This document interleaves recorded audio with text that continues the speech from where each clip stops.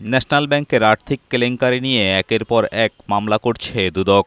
অভিযোগ, ২০০৯ সালে নিয়ন্ত্রণ নেওয়ার পর শিকদার পরিবার নিয়ম-নীতির তোয়াক্কা না করে ঋণ অনুমোদনসহ নানা অনিয়ম করায় সংকটে পড়ে ব্যাংকটি।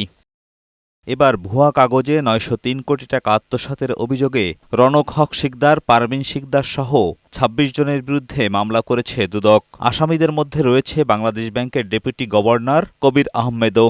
জনাব আহমদ জালাল খান মজলিস, ব্যবস্থাপনা পরিচালক, ব্লুম সাকসেস ইন্টারন্যাশনাল লিমিটেড সহ ন্যাশনাল ব্যাংক লিমিটেডের বিভিন্ন পর্যায়ের পরিচালনা পর্ষদ সহ বিভিন্ন পর্যায়ের কর্মকর্তা কর্মচারীদের বিরুদ্ধে অনুসন্ধানকালে অভিযোগ প্রমাণিত হয়, মামলা রুজুর সিদ্ধান্ত গৃহীত হয়েছে। এদিকে পিএসসির সাবেক গাড়ি চালক আবেদ আলীর মাধ্যমে প্রশ্ন কিনে ক্যাডার হওয়ার অভিযোগে অতিরিক্ত পুলিশ সুপার জাকারিয়া রহমান জিকোর বিরুদ্ধে অনুসন্ধানে নেমেছে সংস্থাটি। পিএসসি প্রশ্ন ফাঁস চক্রের সাথে জড়িত হয়ে জ্ঞাত আয় বহির্ভূত সম্পদ এবং মানি লন্ডারিং এর অভিযোগ আমাদের এখানে অনুসন্ধানাধীন রয়েছে এবং এই বিষয়ে ইতিমধ্যে একটি মামলা রুজু করা হয়েছে। উক্ত মামলা তদন্তাধীন রয়েছে এবং এই অভিযোগ থেকে আরও অন্যান্য যে অভিযোগগুলো এসেছে সেগুলোর বিষয়ে অনুসন্ধান কার্যক্রম চলমান রয়েছে।